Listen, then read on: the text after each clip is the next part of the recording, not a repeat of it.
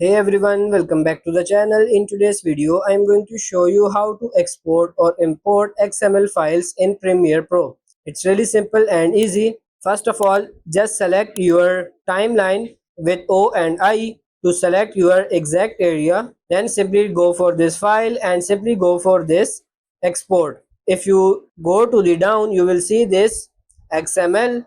Tap on it. Now choose or create folder for export and it's done. Now how you can import XML files?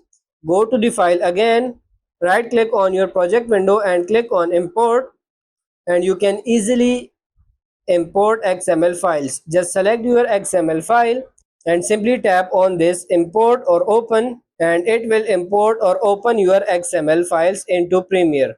So you have to remember one thing, only selected timeline will export it as XML along with all audio and video in same timeline. So that's pretty much it for this video.